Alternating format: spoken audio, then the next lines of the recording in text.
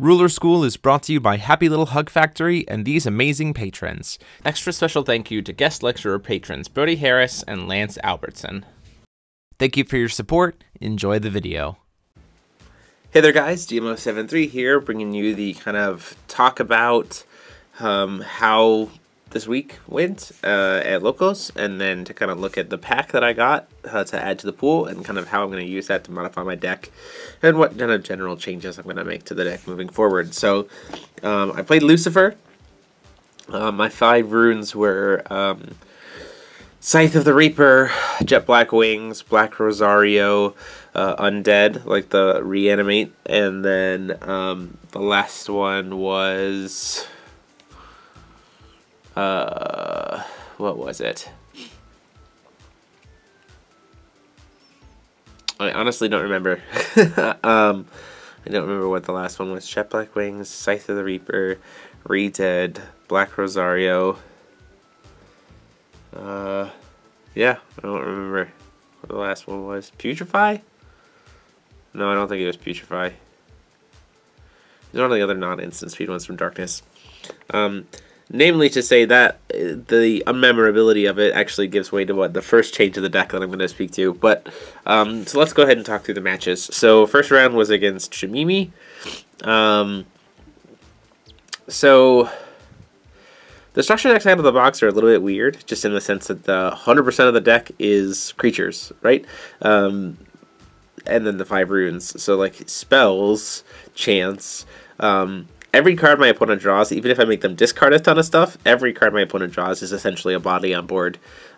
Which makes discard actually kind of weird, and actually makes, I think, Lucifer a little bit weaker, in the sense that, like, yeah, sure, I can keep discarding, but, like, I don't have instant speed stuff. So, like, when you're in top deck mode, there's always this chance of, like, the top deck not being a creature. So, like, in this game, top deck mode is always a creature. So it's like, creature, okay, creature, okay. So I eventually just run out of removal, and they kind of keep putting the pressure back on me, which is one of the reasons why I think Shimimi kind of posed an initial threat, more so than I thought. I knew that I had to save Black Rosario primarily for when he did the Master Rune flip. But the problem was, even though I discarded his hand at that point, he still had 1 wheel left over to play a Soot right. And that made Black Rosario significantly worse. So then not only was I only going to kill one of the 2 tokens, having to deal with 2 10/10s, but I was also going to give him another card in his hand, which was going to be a creature. So, like, kind of sucks. I think, though, I probably still should have done it. In all honesty, it would have made that game, I think, a lot pressured, less pressure, because I completely forgot about the fact that Shimimi just makes all of them +4/+4 bigger, and that additional stat line was really, really huge to have to deal with. So, yeah, that's the thing that I would do next time, is, like, once Shimimi goes off, like, just do whatever you can. Kind of be maybe a little bit more passive with Jet Black Wings to, like, clear out whatever's in the way, and then use Black Rosario to wipe out the tokens.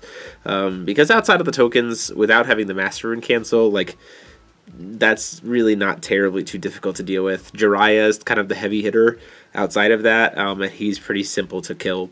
So that's kind of what I learned from there. Going into Hanzo, that match became 100% controlling what he was going to Master Rune for, and not being willing to just make his Master Rune useless by, like, playing all these weird rune combinations, or playing runes kind of out of tempo to try to either bait the Master Rune so that I could use Jet Black Wings, or get a free rune to go off because he didn't want to have to waste Jet Black Wings. Because against, straight out of the box, Jet Black Wings is significantly stronger against the green deck than Black Rosario, because there's so many things that have 600 defense. Or that you can do, like, in response to stuff to have 600 defense. So that instant speed is pretty relevant. And so that's one of the reasons why you see those 2 games where I won. The first one, Jet Black Wings, did so much work, and then in Game 3, like, because he had to save up his Master Rune for Jet Black Wings, I was able to just kind of establish this super heavy early game aggression tempo that he just couldn't keep up with, to the point where, like, it didn't matter what he had. It was just like, well, here's 3,600 damage with a Vlad, and the game's over. So, yeah, so that's how that went. Isis was... I was pleasantly surprised with how hard Isis was for me to deal with. I really wasn't expecting it. I thought, well, I've got, some of the only instant speed removal in the game. Again, this is another portion of, like, I need more chance, I think, to be able to deal with Isis properly. Mainly because she has On her J Ruler side, she has instant chance, essentially. It pumps a lot of will, but she gets to do combat tricks while no one else does consistently. Like, she always gets to do combat tricks, provided she's flipped. And I think that is the key to that matchup, is being able to stop that. The problem is she also has barrier, so, like, you have to be kind of careful. So it's one of those reasons why I think the rune deck is going to change, and I'll show you how I'm going to change it here in a little bit. But I think outside of that, it was pretty okay. The Giant Sandstorm kind of threw me off guard. I really was not expecting 800 damage to hit my board, which is surprisingly strong because, like, Aramo should be a power-heavy hitter in that format against Isis, because all of her stuff is just creatures, right? And so if it's safe from the 5 chance, then it's probably always safe, and then it's this 8/8 flying body. Now I know for next time that hopefully I get some stuff to kind of maybe boost up or be able to better answer Giant Sandstorm a little bit. We'll have to see what comes out of the pack. So I definitely think that Isis is definitely beatable for Lucifer, but I can have all the flyers I want, but if she has combat tricks that also hit J-Rulers, that's a trick. And she does have this kind of 5-will absolute board wipe with Whirlwind Conflagration or whatever it's called. So it was pretty cool to see it do so well. So hopefully this next week I can either A, my tweaks to my rune deck make it better, or B, I don't get paired up against it. So with that, let's go ahead and jump over to what I got in my pack, and then I'll show you guys how I'm going to change the deck a little bit for next week. So in the pack here, this is just the pack that I got. We got a Diseased Rat, which is an awesome pull for me to grab so early. Some other cards that don't really matter because they're outside of my color. A Magic Stone of the Hermit, which is not super great because it's red. Lancelot, which is awesome, a super rare, but nothing much. But this card I think is going to be super relevant. The Ruins of Neverending Rain, Rain Ruin. That, in this limited format, like of only having this card Bool edition, there's like 0 edition hate, and this is just a 400-point swing that just sticks until end of game. So this card is like super, super relevant. So we're going to kind of see how things get changed here. So in terms of the rune deck, here's the 5th rune that I was running, the Tears of the Fallen. When every card in the entire deck is, especially the Structure Deck League, I actually don't think Tears of the Fallen is nearly as good. Mainly also because of the fact that, like, every card is a creature, practically. So this card's actually going to get cut for a week to see what happens. And then Undeath was, like, nice, it was cute, but it really didn't do what I wanted it to do. Like, I was aiming to keep my zombies alive long enough that this wasn't really hurting me that bad to, like, have it. I think I used it maybe once, and I'd rather have something a little bit different, especially now that I've got that Rain Ruin.